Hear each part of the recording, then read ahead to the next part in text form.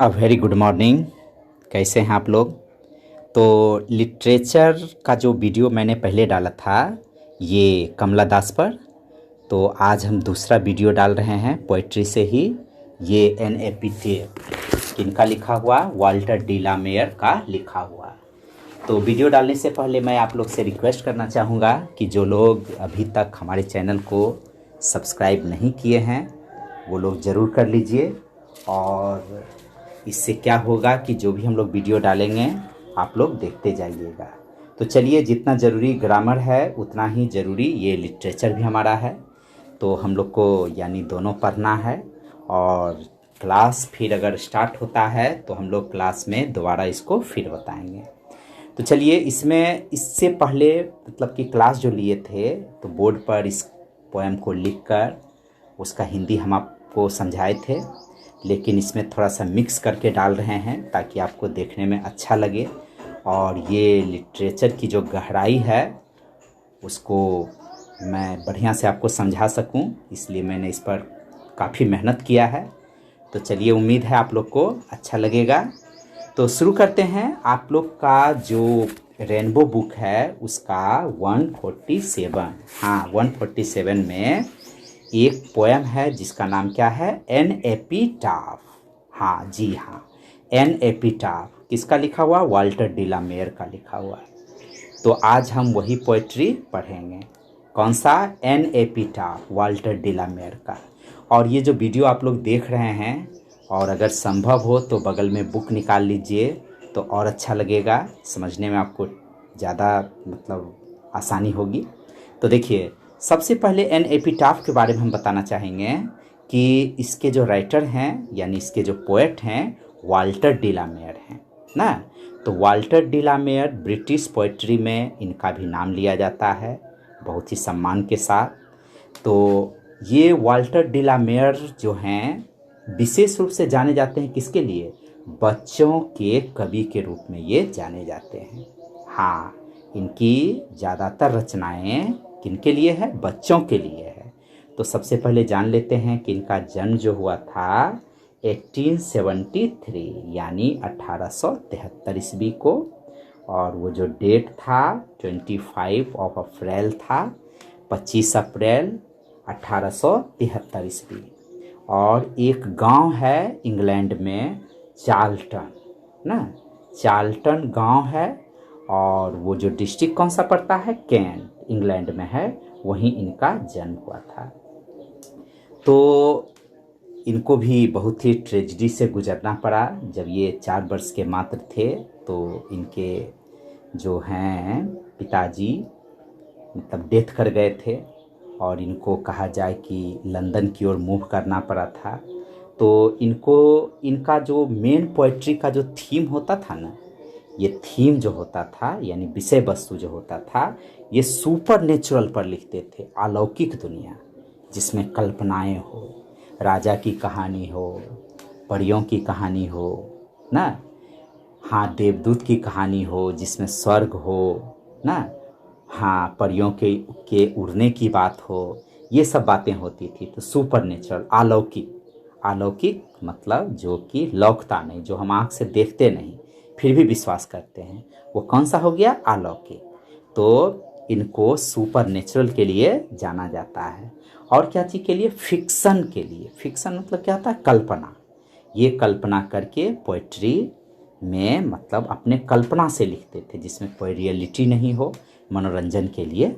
और फिर इनका विषय वस्तु जैसा कि हम शुरू में ही बताए, चिल्ड्रंस का जो मतलब कि होता था बच्चों का, वो यानी चिल्ड्रन पोएट के रूप में ये जाने जाते थे। तो इनका जो हम अभी पढ़ेंगे ये कौन सा, अभी हम लोग पढ़ेंगे ये एन एपिटाफ। एन एपिटाफ के अलावे भी इनका जो है बहुत सारी रचनाएं जो है वो आई थी और बहुत ही मतलब यादगार इनका रहा था। जैसे इनका मतलब कि पोइट्री का कलेक्शंस में ले लीजिए, सॉन्ग्स ऑफ चाइल्डहुड, ये 1902 में आया था। पोएम्स नाम का एक कलेक्शन था, बुक था, ये 1906 में आया था। द लिसनर्स ये 1912 में आया था। पीकॉक पाई ये 1913 में आया था। The sunken garden and other poems, ये 1917 में आया था। और इसके अलावे इनका एक और था a child's day a book of rhymes, ये 1924 में आया था। तो इनका जो है ये ओ लवली इंग्लैंड भी इन्हीं का है, 1952 में, 1952 में आया था। तो कहा जाए कि इनकी सारी रचनाएं अच्छी है, यादगार है। और ये इंग्लैंड की जो महारानी यानी क्वीन एलिजाबेथ द्वितीय सेकेंड ने इनको सम्मानित की थी, क्या चीज़ से? ऑर्डर ऑफ मेरिट से। ये 1953 की बात है। तो इनका कहा जाए छोटा सा बायोग्राफी, और ये मतलब 22 जून 1956 जब इनका एज था 83, तब इनका निधन हो गया। लेकिन कहा जाए कि ये अंग्रेजी साहित्य को बहुत कुछ देकर गए, और जो कि अभी भी उतने ही लोकप्रिय हैं, और अंग्रेजी साहित्य में, इंग्लिश लिटरेचर में एक अलग स्थान वो रखता है। तो आज अब हम बात करेंगे किसके ऊपर? हाँ, पोएट्री के ऊपर। तो पोएट्री का जैसा कि नाम आप जान रहे हैं, N.A.P. टाप। N.A.P. टाप जो पोएट्री आप पढ़ रहे हैं, तो आपका जो रेनबो बुक है ना, उसमें हमको लगता है कि सबसे छोटी कविता यही है, और खूबसूरत भी। तो चलिए शुरू करते हैं। N.A.P. टाप। एपी टाप आप समझते होंगे किसको कहते हैं? हाँ, जब कोई मर जाए और उसको कब्र में दफना दिया जाता है। हिंदू में जलाए जाते हैं, और मुस्लिम को ले लीजिए, क्रिश्चियन को ले लीजिए, तो ये लोग क्या करते हैं? ये दफनाते हैं। तो जब इनको दफना दिया जाता है कब्र में, और उस पर एक शिलालेख लगा दिया जाता है, या कोई पत्थर लगा दिए जाते हैं, और उसके याद में कुछ लिख दिया जाता है, उसी को हम क्या कहते हैं? हाँ, एपीटाफ बोलते हैं। मरे हुए लोगों के याद में उसके समाधि पर जो कुछ शायरी कविताएं लिखी जाए, उसको क्या कहते हैं? एपीटाफ कहते हैं।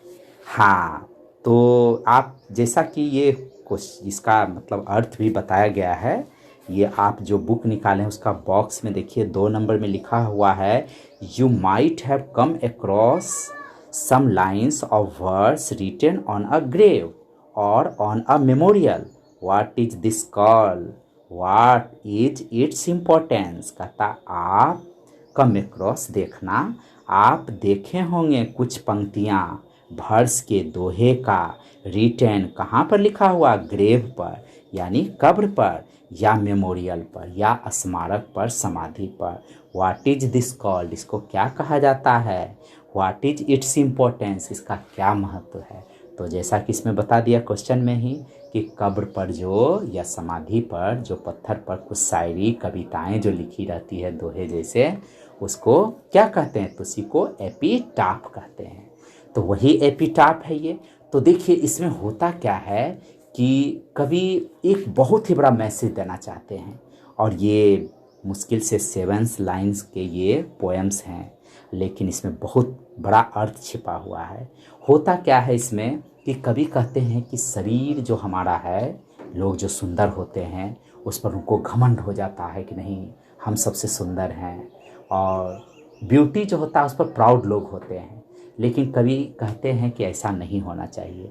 तो कवि एक घटना का जिक्र करते हैं कि इंग्लैंड में एक खूबसूरत कोई लड़की थी, जो बहुत ही खूबसूरत थी। लोग उसे देखने के लिए, एक बार उसे देखने के लिए लोग तरसते हैं।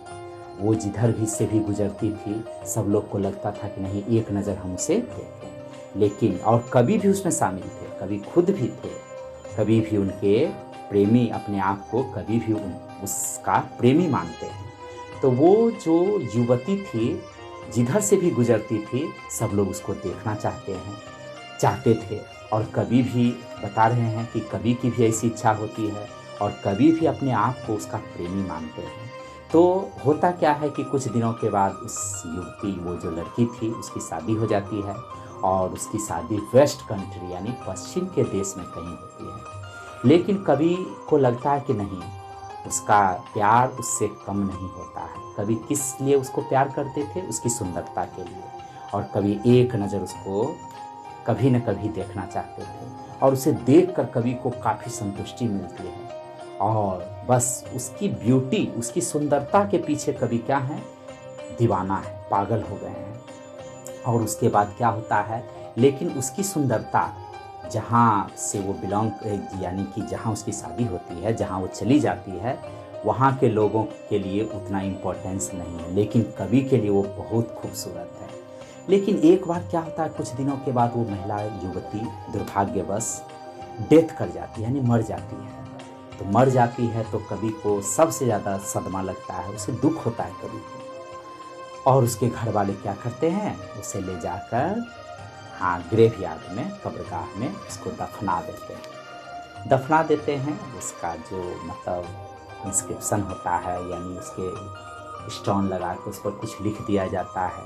और उसको मतलब क्या करते हैं, वो लोग भूल जाते हैं, उसके घर वाले उसे भूल जाते हैं। लेकिन कवि को वो जो सुंदरता थी, कवि के मन में ऐसे बैठा हुआ है कि कवि उसे कभी नहीं भूलते। और कवि क्या करते हैं, शाम में समय निकाल कर हर शाम उस कब्र के नज़दीक जाते हैं। और उस कब्र के नज़दीक जाकर, उसके कब्र के नज़दीक ही जाकर वो बैठ जाते हैं और फिर याद करते हैं किसको, उस खूबसूरत महिला को, कि जो कि कभी पश्चिम देश में थी। और वही याद में कवि ये पोएट्री जो हैं ये लिखे हैं। तो अब आप जो हम लोग थीम पर आ गए, कहाँ पर ये लाइन मतलब कैसे इसको किया गया है, तो देखिए यहाँ कवि कहते हैं कि हियर लाइज। देखिए, लाई मतलब झूठ बोलना भी होता है, लाइज मतलब ज़मीन पर, मतलब कोई पड़ा हुआ हो सपोर्ट लेकर ग्राउंड पर, तो उसको भी लाइज ही बोलते हैं। तो कवि कहते हैं here lies a most beautiful lady. कवि कहते हैं कि यहाँ पड़ी हुई है, लेटी हुई है ज़मीन पर, यानी कब्र के अंदर की बात कहते हैं। मोस्ट ब्यूटीफुल लेडी, एक बहुत ही खूबसूरत महिला यहाँ पड़ी हुई है, लेटी हुई है, का एक बहुत ही खूबसूरत महिला। और वो महिला कैसी थी, light of step and heart ना। वो महिला कैसी थी, तो देखिए ये मुहावरा है ना, आप सुने होंगे, लाइट ऑफ हार्ट, खुले दिल वाली, सरल दिल वाली, सीधा दिल की जो हो ना, सीधा दिल का जो हो उसको लाइट ऑफ हार्ट बोलते हैं। और यहाँ light of step and heart है, यहाँ एक स्टेप भी जोड़ दिया गया, कदम, जिसका कदम सरल हो, यानी जहाँ तहाँ घूमने के लिए वो एकदम आज़ाद हो, जब भी जी चाहे जहाँ हो वहाँ जाकर घूम फिर ले, विचरण कर ले, लेकिन उसके दिल में कोई बुराई नहीं हो। तो वही थी, उसका दिल भी हल्का और कदम भी हल्का, यानी दिल हल्का, उसके मन में कोई क्लेश नहीं था, किसी के प्रति कोई भी दुर्भावना नहीं थी, और कहीं भी घूमने के लिए वो आज़ाद थी। तो इसी को हम बोलेंगे light of step and heart was she. वह कैसी थी, खुले दिल वाली थी और खुले रूप से विचरण करने वाली थी। इसके बारे में पोएम में अगर आप पेज पलटिएगा ना, तो इसमें समझाया हुआ है।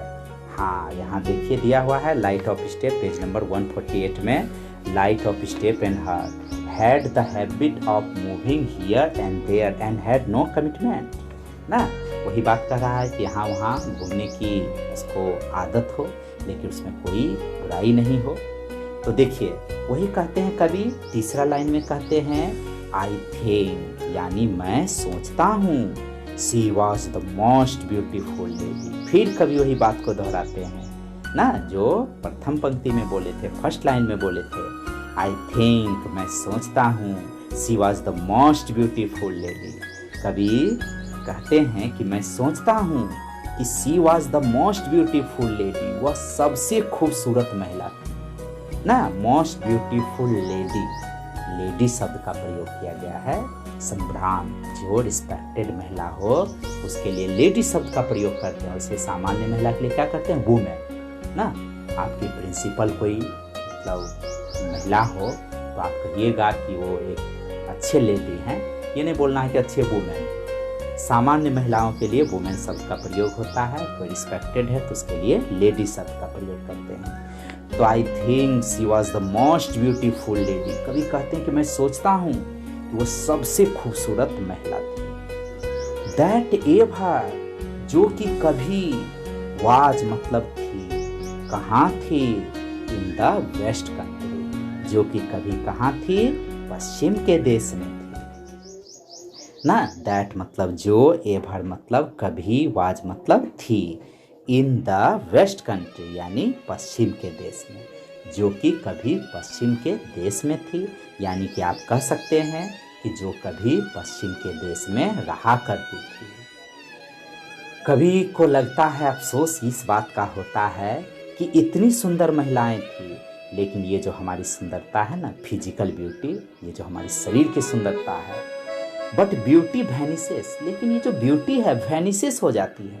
यानी सुंदरता क्या होती है, गायब हो जाती है, वैनिस हो जाती है, विलुप्त हो जाना ना। वैनिस मतलब विलुप्त हो जाना। ब्यूटी पासेस, और सुंदरता क्या होती है, पासेस मतलब गुजर जाना। सुंदरता क्या होती है, गुजर जाती है। कभी कहते हैं ये जो सुंदरता हमारी है ना, ये क्या होती है, विलुप्त हो जाती है कुछ दिनों के बाद। इसका टाइमिंग होता है, जैसे बसंत का कुछ समय तक वो अपना बहार को दिखाता है, और उसके बाद उसका क्या होता है, उसका टाइमिंग चला जाता है, और उसके जीवन में पतझड़ भी आते हैं। तो ऐसे ही मानव के जीवन में एक बार ये सुंदरता, बसंत रूपी सुंदरता का आगमन होता है, और हम अपने शरीर पर, हम अपने चेहरे पर उस बसंत को भी देख सकते हैं और पतझड़ को भी देख सकते हैं। तो कभी कहते हैं बट ब्यूटी वैनिसेस, लेकिन ये जो सुंदरता है हमारी, ये विलुप्त हो जाती है, ब्यूटी पासेस, और ये सुंदरता हमारी क्या होती है, गुजर जाती है ना, गुजर जाती है। कभी कहते हैं हाउएवर, हालांकि, यद्यपि, तथापि, फिर भी, रेयर, रेयर मतलब दुर्लभ, रेयर दुर्लभ, इट मतलब यह, बी मतलब हो।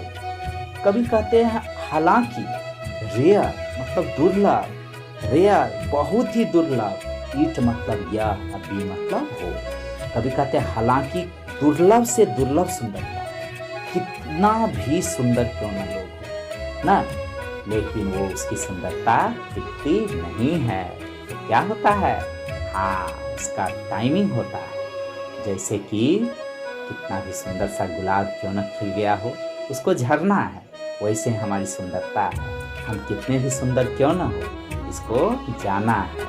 तो क्या होता है, कभी कहते हैं कि सुंदरता हमारी विलुप्त हो जाती है, सुंदरता हमारी गुजर जाती है, ये कितना भी दुर्लभ क्यों न हो, लेकिन ये रुकती नहीं है। और कभी फिर अफसोस करते हैं उस कब्र पर, और फिर याद करते हैं किसको, उसी महिला को, उसी की सुंदरता को। और कभी कहते हैं van and van, and van, and मतलब और, वैन मतलब जब, और जब आई क्रम्बल, क्रम्बल यहाँ देखिए कंडीशनल क्लाउज का प्रयोग हुआ है, फ्यूचर टेंस है।